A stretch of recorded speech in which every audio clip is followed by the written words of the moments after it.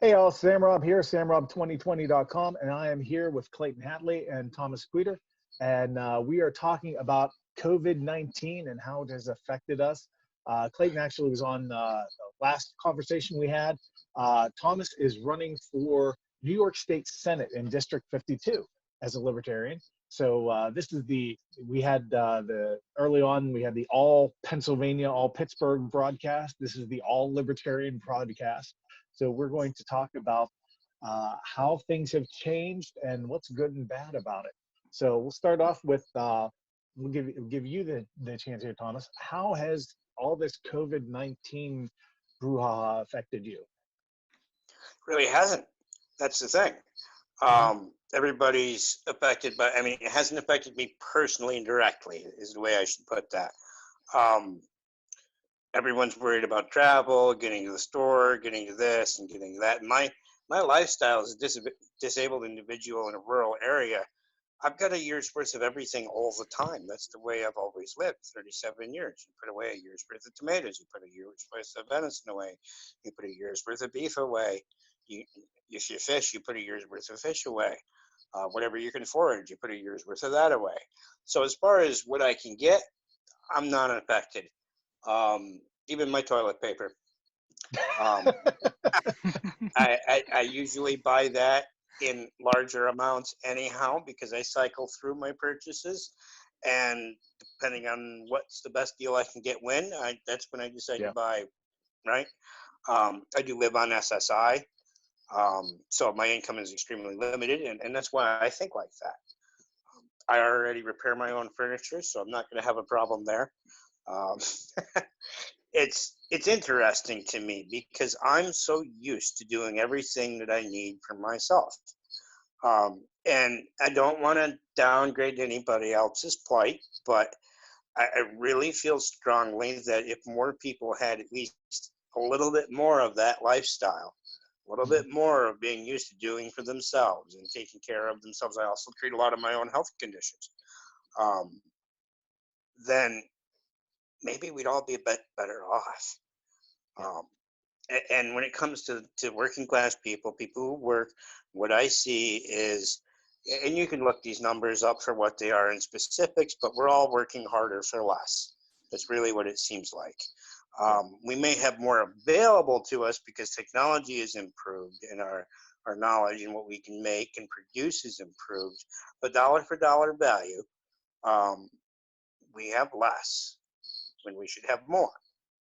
And people are working harder. What was it in the 50s in particular? You could have a one-income household. Yeah. Right. You could have many kids and have a one-income household. You can't do that today. I have people who are struggling with childcare because of the social distancing issues. I helped someone with a undiagnosed disability who's about to become homeless here in New York a couple of weeks ago. Actually get to Florida because he had an offer of a place to stay, and after his quarantine is over, which is required by the state of Florida when you come in from New York, he can go to work. Yeah. And the state systems here for intake to get, because he didn't have a job at the time, he didn't have insurance, so he had to go through the state systems, and they're at a quarter staff now. They're not processing people. They're not, well, they're trying, but it's very, very difficult with the state rules to come down. And so he was about to end up homeless in New York spring weather with an undiagnosed new condition, which was pretty severe, and I won't go into all the details, but he's happy now. He's living with his father, who was the opportunity that I discussed. And all I had to do to help him do that was get him the right phone number to get the plane ticket. Because, his phone, it was one of the cheapies that you can't really do much with. Yeah. And that's all he needed. Another friend of mine, she's, I'm not aware of the specifics of all her conditions, but if she gets sick, she needs to be seen, right? Yeah. She's at risk for anything. Doesn't matter what it is, right? The flu, this, that, whatever it is, her condition means that she needs attention whenever she gets sick. Well, when this started, she got an illness, not COVID-19. Called for an appointment, and they told her that they wouldn't see her. Yeah. And since she knows that I treat my own conditions, particularly flu, cold, because that's a common means of death for those in my situation, she knows that I am very well adverse at treating those with out of medical system approaches. Fresh ginger, fresh garlic. I go as far as 83% pure oregano oil, which is highly antiseptic, by the way. Lime juice with salt in it. If you gargle that for a sore throat, that's a topical antiseptic. So when you take all of these approaches at once, the interesting thing here is what you eat will boost your immune system from within. Okay. And then there are topical things like the lime juice, that's from without. And there are so many different ones that you can tolerate quite easily doing at once, that you're actually attacking it from different directions and different approaches all at the same time. In regards to inflammation, raw ginger and Tylenol. I have it throughout my body all day, every day. Raw ginger and Tylenol. If you can stand it, eat a jalapeno. And this all started because when I was a kid, I think I was about 8 years old when I did this. I had chronic bronchitis for a number of years, 2 or 3, or maybe between 2 and 3, and it wasn't going away. And they had me on antibiotic after antibiotic after antibiotic, and the dosage went up, and the strength of antibiotic went up, and it made me miserable. Yeah. And I was actually, I was fortunate enough that when the other kids were in gym classes and whatever, I had very enough to go to the library. And I was a very curious kid. So I get into all kinds of things that at that age group probably shouldn't have gotten into. But one of the fun facts that I did get into was just this tiny little old stapled paperback that said The Wonders of Garlic on it. And in there it talked about it being antibacterial, antiviral, and antifungal. And so I said, well, that's worth a try. I started eating a clove of raw garlic in the morning and at night. No more bronchitis. Never came back. The oregano oil. I have I have 4 broken teeth, molars. Yeah, well, I'm fortunate enough that I don't have nerves inside my teeth. It's an adjunct condition to the osteogenesis imperfecta that I have, which causes primarily brittle bones. So when I get an abscess, what I do is I take an eyedropper with the oil, and I put it right in the hole. Just put it right in there, let it sit a few minutes, rinse it out with ice water. It's not fun. It's definitely not fun.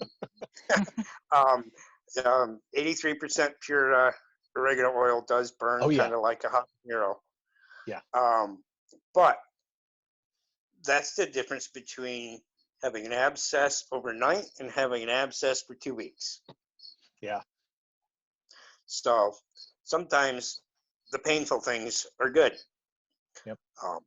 And after that, I would mince up some fresh ginger again and tuck it in my cheek, kind of like chewing tobacco, and just let it sit there, and it works as a poultice. And between that, the inflammation goes down, and so the pain that's associated is immediately reduced. The infection goes away. So how has it affected me? I mean, really, so far it's not. But what I'm worried about most is any coming inflation from the spending we've done. If any of that hits before the next year, and now I'll be fine, right? I'll be fine. But everybody else in a similar situation, they've got a lot less. They're a lot more dependent. They're not as individually minded. They're not creating their own conditions. If that inflation hits any month before the adjustment, which is never fair, by the way, for the cost of living, they're going to suffer. They're not going to have as much money. The other side of that is prices going up. If prices go up, that means they're going to be able to afford less. Right? So everybody who's in that destitute situation already, who's counting their pennies, who's scraping by on whatever handout that it is that they need, that's going to impact them. Now, there's the libertarian argument that we shouldn't have welfare, and I agree. Um, and that's because, again, back to my own solutions, I always get more help from my community than what my government gives me. My community, every working member is taxed how hard? How high are our taxes on our income? What is it? Something like a third on average, right? Yeah. Yeah. Put now in a small town of let's just say a few hundred people, you put a third of that all back, you're only going to have a handful of people in need, like myself, to that degree. That's a big difference. Yeah. Doesn't take a whole lot of generosity for that kind of a thing to make such a big difference. And actually, that's a problem too, because when we take away a community's ability to take care of its own like that, then those people that need to be taken care of end up in where? A state institution or a state-funded institution, which there's more regulations. There's usually less freedoms for the individual who work there, or for the individuals who live there. The individuals who work there are often overworked and underpaid. I can tell you that the nurses, the social workers, the people on the ground level of the work care, they're passionate people. You don't get into that job for money. And they're often restrained and treated like garbage. CBSN, through this COVID-19 situation, I think it was CBSN New York. I'm not sure where the story occurred, but they were reporting about caregivers, right? People who take care of the infirm, those at risk from any contagion, whether it's COVID or anything else. Right? They were reporting that the caregiver staff were being told by their administration within the facility to not use masks. And why would they do something like that? They claimed it would scare the residents. No. But they've got a TV in every room, usually with the news on, don't they? Yeah, yeah. So they know what's, again, like kind of circling back to what you said. People aren't stupid. They know what's going on in the world. They know where things stand, and yeah, I think in a lot of cases we find that the government is just not as honest with us as we are with each other. Right? We're worried about what's going on, but we're doing our best to take care of each other. We're seeing that. My neighbor across the road from us is working now. She's an essential worker. She's doing deliveries for Walmart and Target. So a lot of her customers are people who are homebound, either because they're immune compromised or because they're elderly and they can't risk going out on their own anymore. And so she's like, yeah, my hands are shriveling up from all the hand washing and antibacterial gel and whatnot. That she's like, I'm out there taking care of them, and she's, in all honesty, she's doing this because she cares and because she wants to help. I don't believe that she actually has to be doing that. If I may add, the other way that this has all affected me is the silver lining, right? The positive thing, just like what you brought up. Almost everybody I know is doing something good for somebody else they know. Yeah, that is. They have more free time. They have more incentive to help each other, and that's exactly what's happening almost everywhere. Yeah. So there is some positive. Yeah. It's for me, not having to be on the road for an hour and a half every day back and forth to work, that adds up quick. That's like an extra day a week that I suddenly have. Spending more time with my family. It was a little rough. I'll be honest, a little rough at first. You're not used to being that close that long, but it's really been a blessing. So I know it can be hard for some people. We're dealing with increased rates of suicide, increased rates of domestic abuse reporting. You're going to So see it's not alcoholism. Yeah, it's not all good, but there's positives and negatives to everything. So I'll ask you, Clayton. You were on a couple nights ago, so you already got asked how this is affecting you So I'll go ahead and ask you again. Anything new that you've thought of or would like to talk about how COVID is affecting you? I mean, there's really a lot of things you could go over and discuss as far as how COVID-19 has affected me or has affected people around me, and the matters of that goes. And one of the things that I don't think I hit on this last time is just recently Kim Reynolds, governor of the state of Iowa. She came over the news a few days ago, and she made the proclamation and gave the powers to Homeland Security to say, if me and my family wanted to have a family gathering tomorrow in celebration of Easter, and say none of us were infected or anything with COVID-19, everybody coming over was healthy. We can't have a family gathering of 10 or more people without fear of Homeland Security coming in, either arresting or fining each and every one of us. And that's starting to affect small businesses. It's starting to affect those businesses that are there. And even some businesses that are essential that the government is viewing as non-essential are being shut down, and in regards to that. And I think we talked about it briefly earlier today.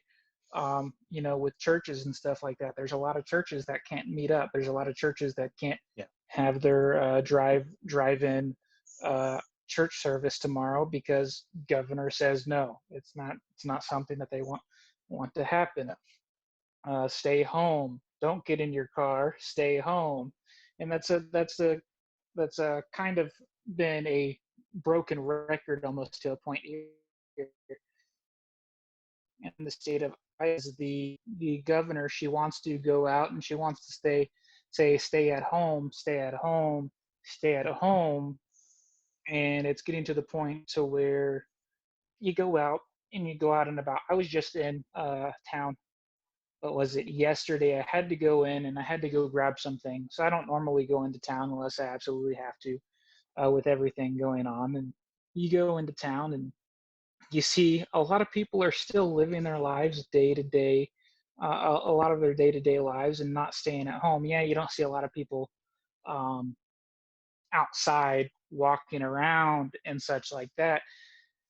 But realistically speaking, I go to town and I see still about the same amount of people out there. And if I think about it, and I kind of brings an alarming rate as to how many people are out and about, at least here in the state of Iowa.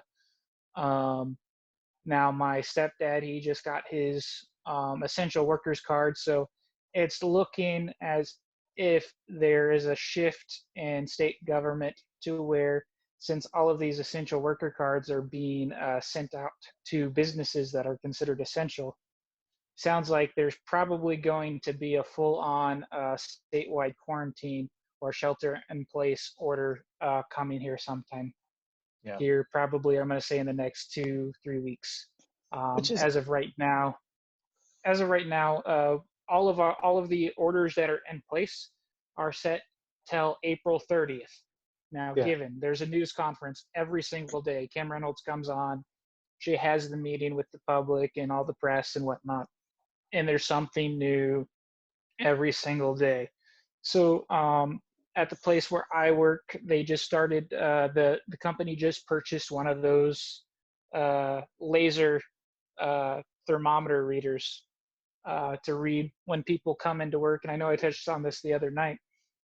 And so whenever I go into work, I have to have my temperature read before I can go on to work, which isn't necessarily a bad thing, but it's just an added precaution. If I can add to that temperature reading thing, there's actually a variance in what temperature people are normally. A considerable variance, 3 to 4 degrees. For instance, when I was a child, I could have a temperature of 104 without being sick. Mm-hmm. That's interesting. I knew there was some variation. Didn't know it was that bad. Doctors know this. Doctors will tell you this. Yeah. So, and that's actually, that's interesting though, especially you mentioned that, Clayton. That's a business reaction. That's not a government mandate. That's you Hmm. know a business saying, hey, you know what? It's better for us if we make sure that we don't have somebody sick come in. Yep, and that, I The think that's the ideal reaction that we should see Yeah, from a lot of Mhm. businesses in a lot of different places. It should be a voluntary reaction versus the government coming in and saying, yeah. "Hey, this has got to get done," and putting these stipulations on I businesses or people. I did see a question came up. Apparently, they're I think it's in Wisconsin. They're going with a mandatory stay-at-home, restricting travel between places of residence, is I believe how they put it. So you can't go from one home I, to another. And I can't remember who, but what was it? The gentleman that was on from Alaska the other night. He Chris, yeah. said that they had that going on, I Well, believe. they quarantine communities. So I mean, Yeah. Alaska is isolated enough from one community to the next that they're trying to limit people from going from one town to the other. But this was someone immediately brought up and said, okay, so you're not allowed to go from home to home. So what if I want to start circulating a recall petition for the governor? Is the government now going to tell me that I'm not allowed to do that? So that's an immediate interesting question when you start talking about. Uh, we mentioned this previously, talking about limiting people's civil rights. I think that's one of the things that we talked about, silver linings, seeing people waking up, and I see a lot more discussion of Hmm. this just doesn't seem right. You're talking about having papers, you're talking about having cards to allow you to go to work. This sounds wrong. And there's some people that absolutely, it doesn't matter what you come up with, It's yeah, they'll it's support sounding it. more But and more like Nazi Germany. yeah, Great If you point. really look at it, Um, having to have papers to go out and about and do things, having to have a paper that says you're immune to COVID-19, having to have a paper to say, oh, you're an essential worker, and it's very yeah, interesting. You say people are waking up. I find day after day, every time I post something in regards to COVID-19 that shares the Libertarian Party platform, as to how we as libertarians feel like it should be dealt with, or how we feel the government is overstepping their bounds. You see a lot of people that I grew up going to school with. I grew up, all the way from kindergarten through the entirety of my life. I've known them, and I see a lot of these people finally starting to go in, share, repost, and I'm trying to take this opportunity, not to get off the whole COVID-19 subject, but I'm trying to take this opportunity to introduce them to the Libertarian Party platform, oh yeah, to help them yep, realize that there's more to what's going on other than them trying to take advantage of COVID-19 and what's going yeah, on. So yep. Absolutely. And in regards to your this feels like Nazi Germany comment, New York State has rolled out a website form with which you can turn in your neighbor, turn in your brother for not social distancing. And I think it's like $1,000 fine or something. So I turned in the state legislature. Good for you, man. Good for you. Yeah, this honestly, I saw somebody comment and say, "This is fantastic. It shows you just exactly how many people would have ratted out Anne Frank, right? You're getting the idea of just how people will react in some of these situations, and it's scary in some cases. Um, so go ahead and go on to the next question, which is we've kind of talked about this a little bit. Um, but how are you helping your communities? How is your community coming together?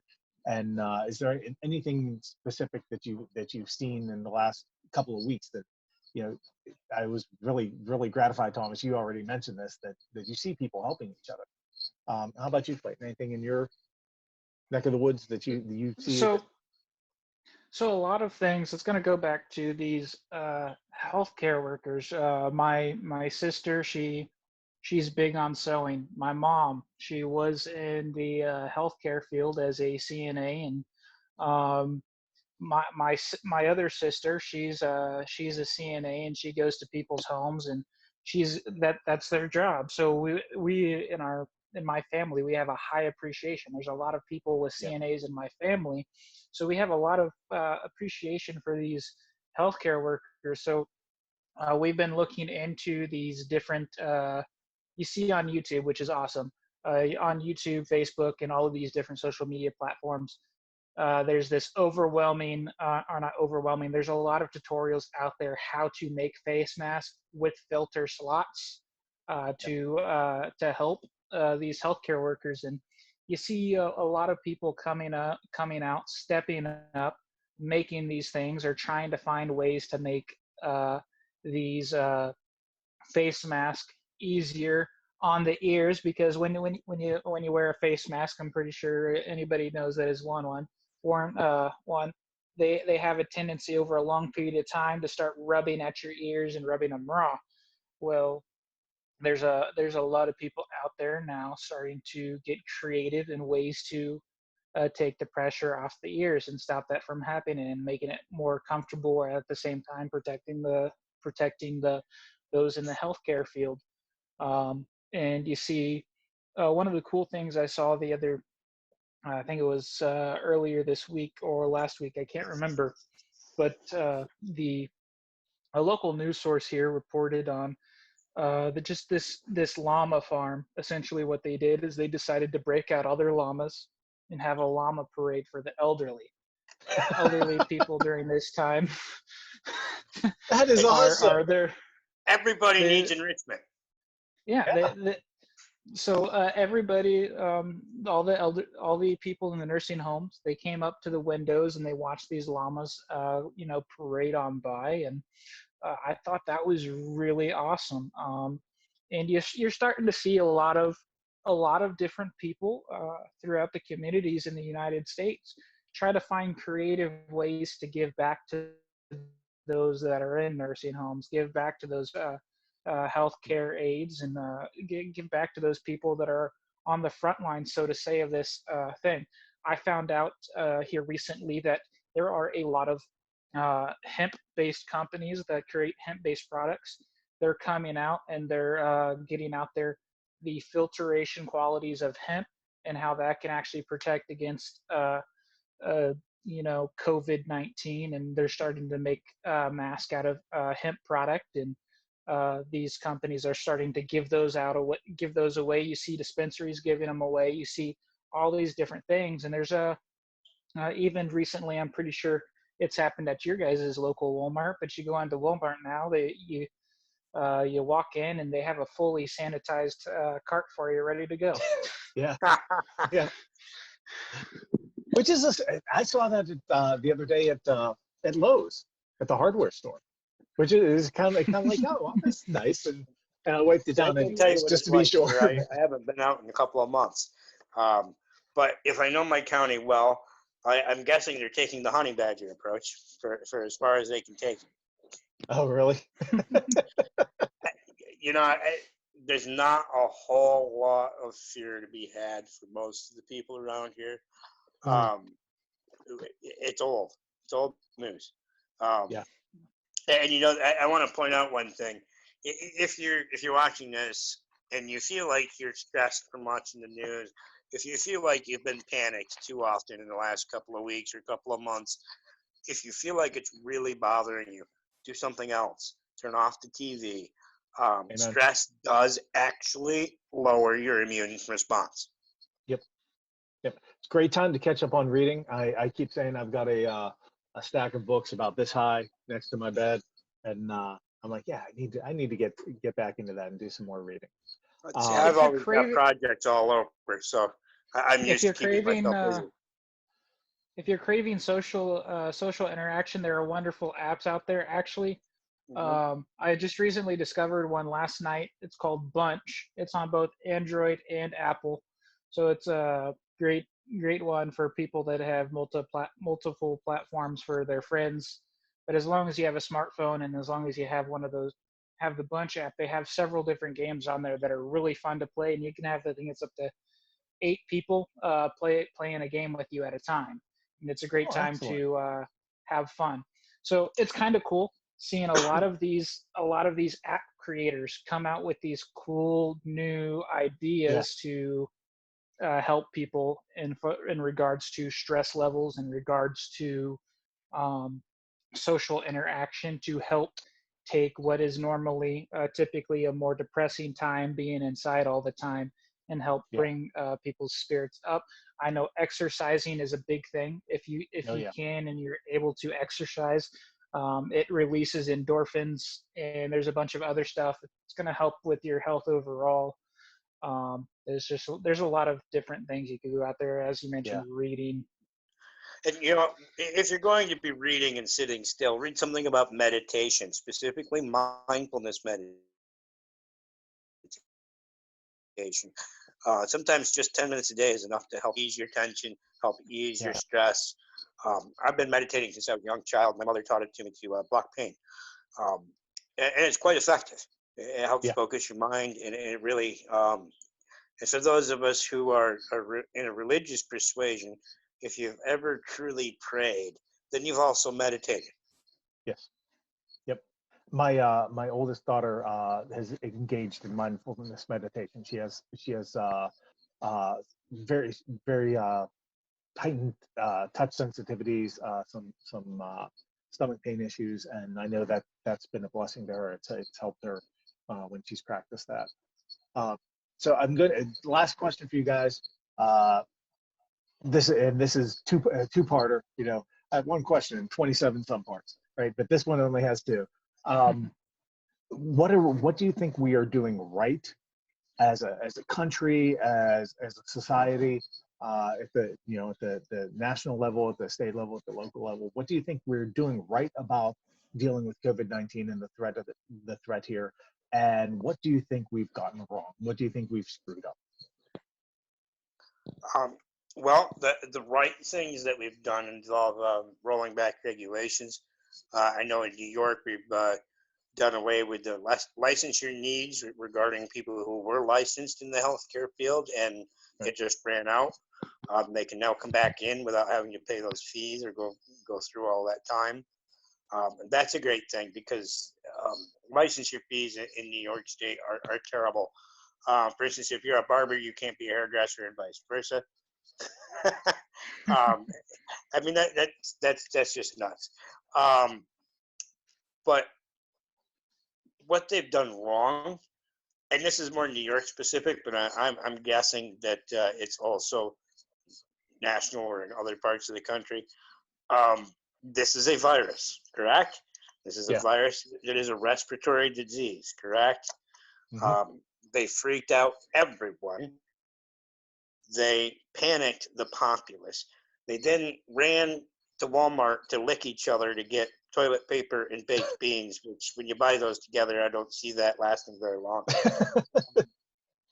But so that's not a response that's going to prevent spreading a virus. That's a response that's going to put those who are contagious shoulder to shoulder with those who are not. And then we sent them all home and made them stay home. And now we have a healthcare situation where people aren't getting healthcare. So now you've got more people infected and a bigger lack of healthcare. The other thing we did very wrong was that we didn't specifically look at the individuals who were most at risk for protecting them first. If you have the pre-existing conditions, then you're the one that really needs to be concerned. And when it comes to institutions, homes for people who are elderly or have disabilities, that's where the focus should have been first, along with our healthcare staff. Our healthcare staff are going to remain vital through a contagion situation, no matter what, from beginning to end. They should be the first people protected so that they can work with the people who are at risk.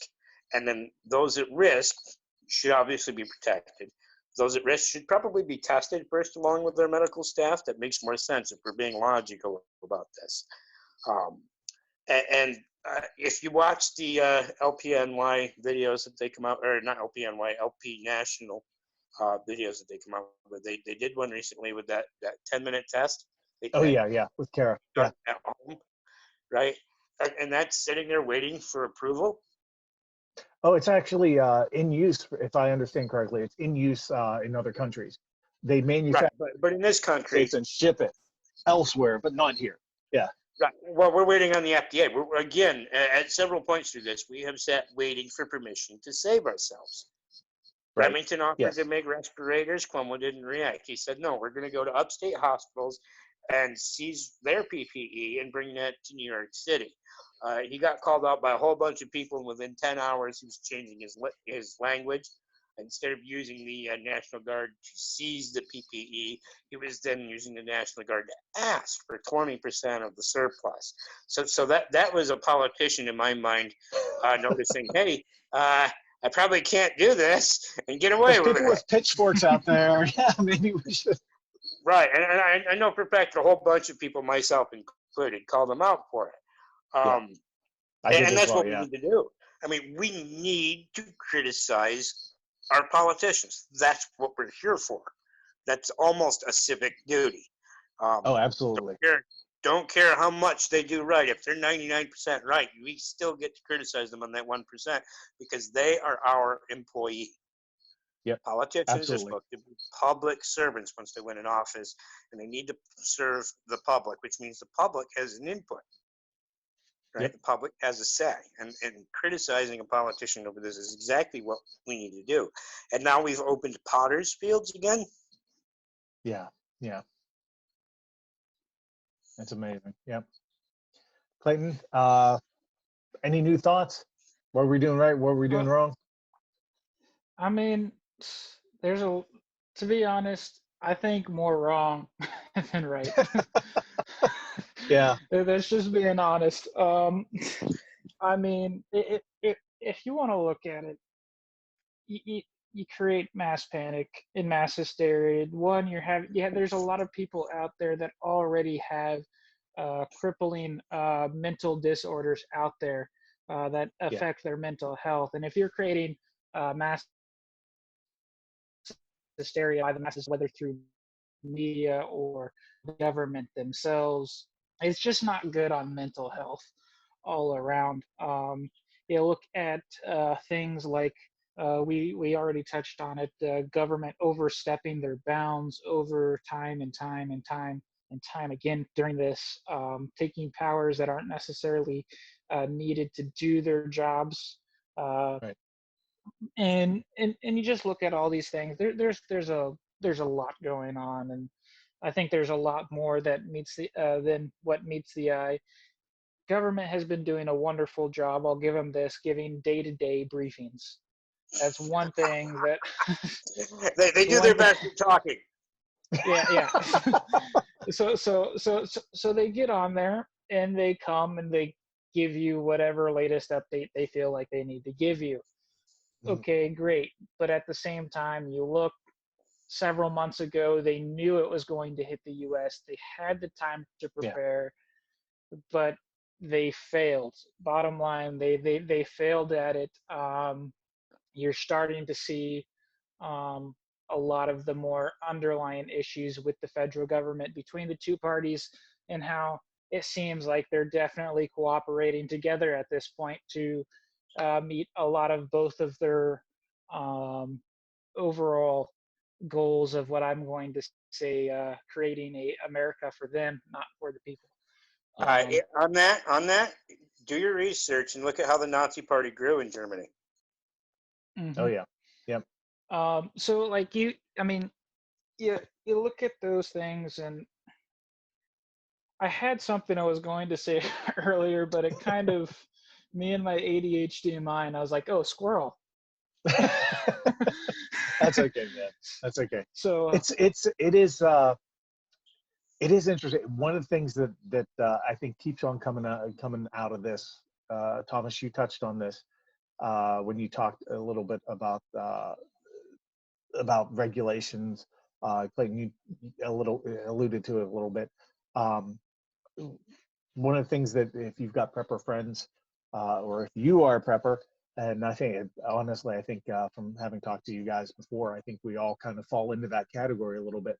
The idea that 2 is 1 and 1 is none. Things break, things wear out. If you rely on one piece of equipment, you're going to be in trouble if you have problems with it. And what we find out here is that we've relied on one organization, the federal government, the CDC, to say, oh, is this going to be a problem? Is this virus going to be a problem or not? And how should we respond to it? And when that happens, what you see is, if you gamble and you say, oh yeah, it's going to be nothing, and it turns out to be a pandemic, then you've got a problem. Meanwhile, if you overreact and say, oh, this is going to be horrible, and it turns out that it isn't, essentially your political career is over, your party is lambasted, you pay a price for making a bad decision. So there is an incentive to waffle, there's an incentive to downplay, there's an incentive to be less than truthful, and try and maneuver behind the scenes. If we had a more distributed, more decentralized approach, where individual companies, organizations, or even states, and local governments, hospitals, doctors had said, hey, this we're getting this information in, we're providing this information as well, we're making individual decisions on how we're going to react, we would have had a much better. And in some cases, we're seeing that, right? And what's scary is, you mentioned it, Thomas, in New York, upstate New York. Hey, we're preparing. We're making sure it's hard, but we are going to make sure that we've got the ventilators, we've got the PPE that we need. We're going to make sure that our hospitals can manage it. New York City, oh, it's not a big deal. We can always just go loot upstate New York, right? So, and that's an issue. When you've got a single point of decision, you end up with a single point of failure. Having a much more distributed, much more decentralized, much more individualistic response would have served us a lot better. The interesting part of that in New York is that we actually have home rule in our Constitution. It's just not followed. Yeah, and so often you see that, right? What good is a piece of paper that says you can do this if you're not going to fight for it? If you're not going to fight for it. We are having toilet paper issues. So one thing I do want to add on is, it just randomly came to my mind. So here in my county, in the city of Oskaloosa, and all this stuff, amid COVID-19, I've seen a lot of local government corruption. Just in the fact, a few weeks ago, 2 weeks ago, City Council held a closed doors meeting. It was all over teleconference. None of them showed up to a building. They all had chimed in over a teleconference, or maybe, I can't remember what the whole thing is. So they all come in. They literally make a move to pass spending for an airport that pretty much nobody here, no citizen in the county or in the city stands for, and actually wants to be completely defunded and gone away with. They're trying to build a new airport, and taxpayers are paying for it, obviously. Not very happy. They're not very happy about that.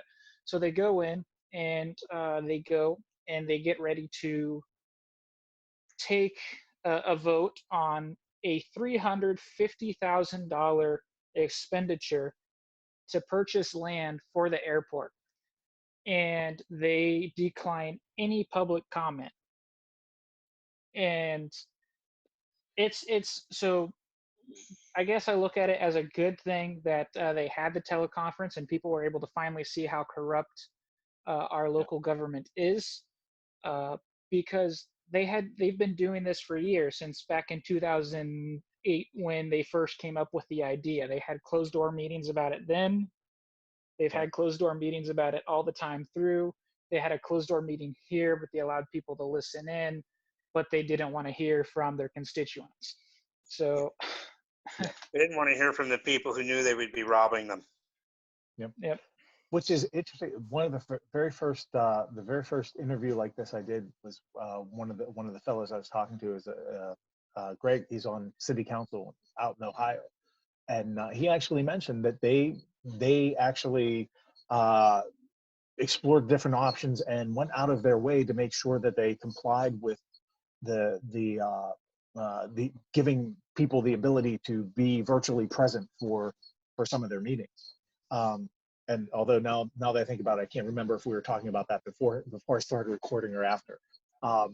But he'd mentioned that they'd done that, which kind of speaks to your point, Thomas, about if you've got something, something that says you should have home rule, or the government should behave this way or that way, and they don't. It's not only our right, it's our responsibility as citizens to step up and hold feet to the fire and say this is not the way things should be, and and to make it known, and to put people in office who will do what we need them to do, not what they want to do, not what they think is the right thing to do, but to do what their constituents put them in office to do, and make sure that we hold them accountable for that. Absolutely. And if I can, I would like to leave you with one last message. Whenever, whether you're a viewer or whether you're on the show today, whenever you have the chance, proliferate a positive perspective. Pick up a phone, call someone you know is going to be lonely or at risk or upset. Call someone in a nursing home, call someone in a disability home. Maybe your hospital's doing something locally where you can talk to people who are isolated. I don't know, but look into it. There are things like that going on. The disability rights movement here in New York was actually doing a fundraiser to do things like that. And I think that's amazing, and I hope it works, and I hope it sticks, because the loneliness was there before the COVID-19 situation. The isolation issues for people were there already. And as Clayton pointed out, the mental health aspect of this, when we watch people almost get set off, or maybe they're exasperated, that's probably a better word, right, by this situation, that's going to tell us just how many people need someone to talk to them. We need to bring our community back to our communities. We need to know each other better again. We need to help each other. Lower our taxes, give us some more time in our day, and that'll happen automatically, and we'll just have happier people. Okay. Well, thank you guys for being here. I really appreciate it. One last thing I'm going to ask you, Thomas. Would you let people know where they can find out more information about you and your run for New York State Senate? Well, right now my Facebook page is pretty easy to find. Just search Thomas Daniel Cleater, and you'll find a bunch of pages. But tomfor52.com is coming soon. I have volunteers working on that. Okay, fantastic. Thank you, sir. And Clayton, any last words from you before we get going? No, not really. Just wanted to let everybody know, stay safe. Don't touch your face. Wash your hands. Please just wash your hands, people. If we take nothing else from this, learn to wash your hands. So Thanks for having us, Rob. Thank you guys for being on. I really appreciate it. And again, guys, like Clayton said, stay safe. Don't touch your face. Wash your hands. And we'll be back again next week, I think, with a couple more people to talk about COVID-19 and how it's affecting them. We'll talk to you later. Thank you.